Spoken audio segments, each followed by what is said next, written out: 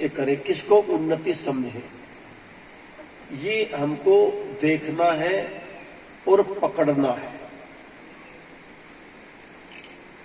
एक पंख यदि पक्षी का बड़ा हो जाए और दूसरा छोटा रह जाए तो वो उड़ नहीं सकता, असमर्थ हो जाएगा। ऐसे ही वायुयान की स्थिति भी है। तो केवल यहां कहा उन्नति, बोले आत्मिक उन्नति करना, सामाजिक उन्नति करना और शारीरिक उन्नति करना, इस मनुष्य का, इस आत्मा का मुख्य उद्देश्य है। क्योंकि हम संसार में क्यों आए हैं? आत्मा की उन्नति करना और कल्याण के लिए आए हैं। तो कैसे करेंगे? ऐसे कहने से थोड़ी काम चलेगा कि संसार में आए हैं आत्मा की उन्नति करने और कल्याण करने। बोले कैसे होगा? युक्ति तो बता दो। युक्ति का पता चल गया तो उस राह पर निकल पड़ेंगे और उन्नति हो जाएगी।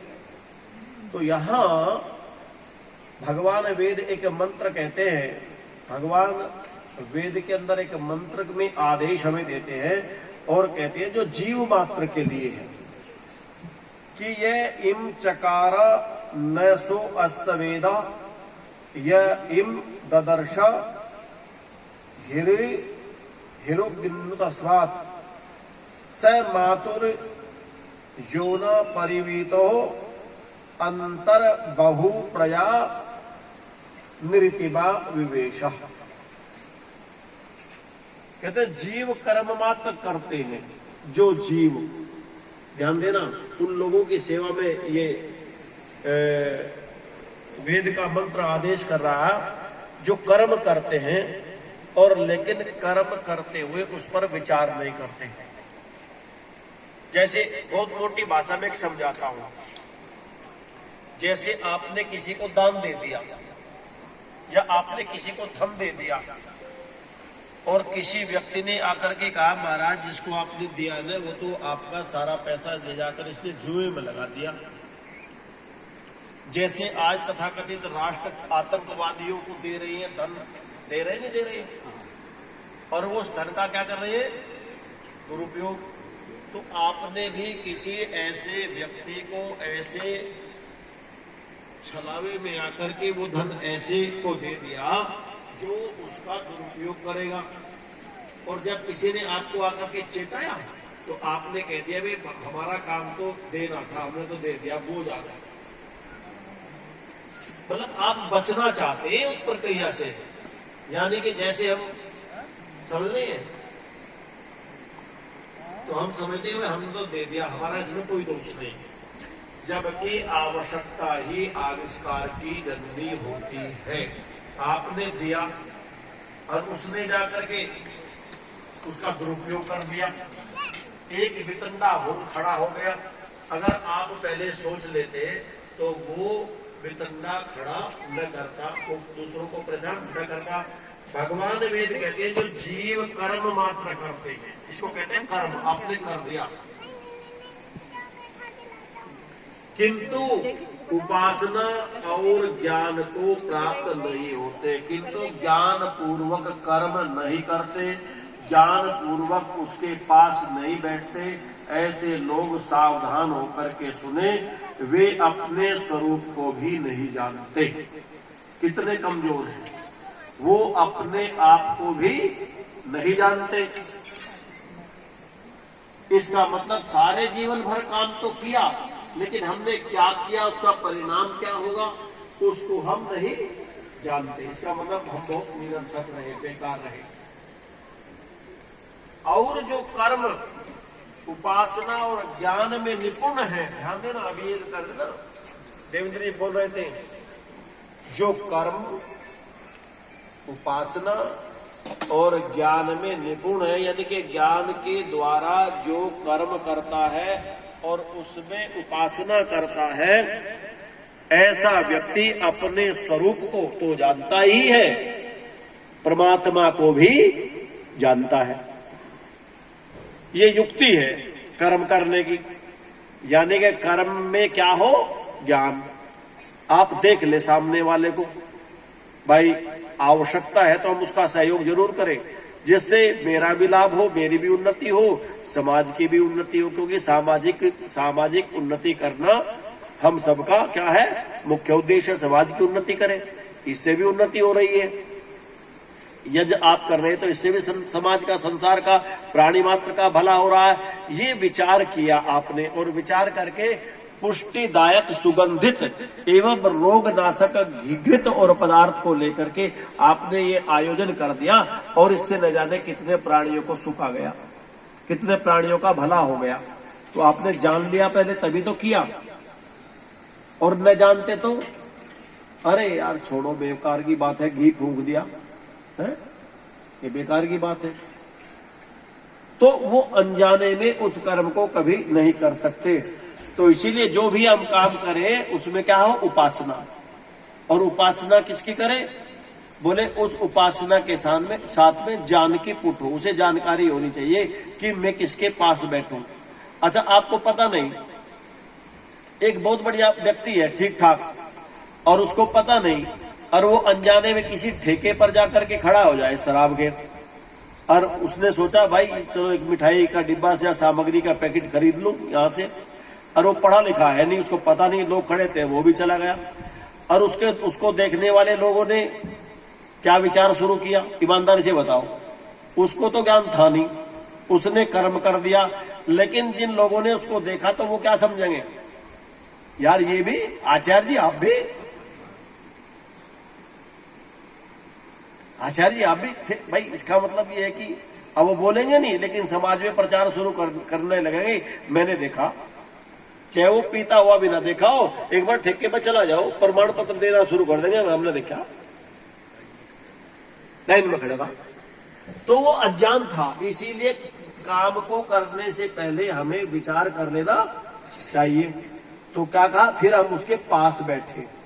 तो कहा जो व्यक्ति कर्म, उपासना और ज्ञान में निपुण है, वो अपने स्वरूप और परमात्मा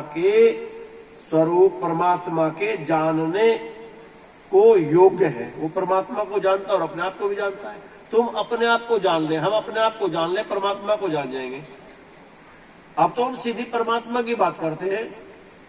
परमात्मा तो हमसे बहुत अलग है और हमारे बहुत पास है, लेकिन वो दिखाई तभी देगा, उसका अनुभव तभी होगा जब हम अपने आप को जानेंगे। अरे तुम तो हो, तुम तो दिखाई दे रहे हो, तुम्हें तो यही नहीं पता कि मैं कौन, इस शरीर को तुम में माने बैठे हो। ये मेरी आंख है, मैं देखता हूं, तू कहां देखता है, बड़े अहंकार में कहता कि मैं देखता हूं। अब सूर्यास्त हो गया तो तेरी अकड़ निकल गई। शाम को सूर्यास्त हो गया, सारे दिन भर तो तूने चिल्ला करके कहा कि मैं देखता हूं, लेकिन जैसे शाम 6 बजे 7-8 बजे सूर्य और चंद्रमा का भी प्रकाश नहीं था, चंद्रमा और तारों का भी प्रकाश नहीं था, विद्युत का प्रकाश नहीं था, तो ये आंखें तो खुली है लेकिन दिखाई तो दे नहीं रहा। अरे बस 12 घंटे के बाद ही मैं खत्म हो गया, अब कौन देख रहा है भाई, ऐसे कर रहा है, आंखें खुली है, पगलों की तरह कर रहा है ऐसे, और कई बार तो टकरा भी जाता है, चोट खाता है। इसका मतलब तू नहीं देख रहा, तेरी आंखें भी किसी के सहारे से देख रही है। किसके सहारे से देख रही है, बोले सूर्य के सहारे से देख रही है, रात्रि में चंद्रमा के नक्षत्रों के सहारे से देख रही है, या फिर भौतिक प्रकाश के सहारे से देख रही है, या फिर शब्द के सहारे से देख रही है। मत चूके चौहान है, शब्द के सहारे से देख रही है। और जब शब्द भी नहीं होता तब चेतना के सहारे से देख रहे होते हैं। इसीलिए ज्ञान किसको होता है, चेतना को, आत्मा को ज्ञान होता है। तो कहा कि हम जीवों को जब अपने स्वरूप का ज्ञान हो जाता है तो परमात्मा का भी ज्ञान हो जाता है। अपने स्वरूप का, परमात्मा के स्वरूप का नहीं, परमात्मा का तो स्वरूप ही नहीं, परमात्मा का हमको ज्ञान हो जाता है। ठीक है, तो ये हम प्रयत्न करेंगे। कब होगा, जब हम ज्ञान, कर्म और उपासना अपने जीवन में एक साथ संयुक्त रूप से रखेंगे। कहते लोगों सुनो, जीवों के अगले जन्मों का आदि और अंत नहीं है। बताओ जी कितने जन्म होले तुम्हारे, पता किसी को?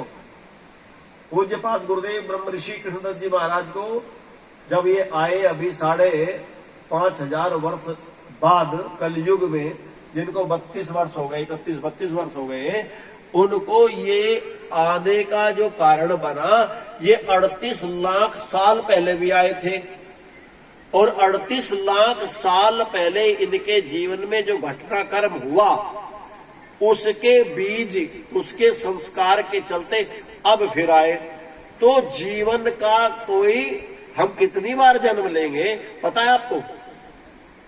और फिर मोक्ष भी हो गया, मान लिया चलो मोक्ष की भी अवधि है, उसके बाद भी आना पड़ता है। तो मेरा कहने का अभिप्राय है, जीवों के अगले जन्म का आदि और पीछे अंत नहीं है।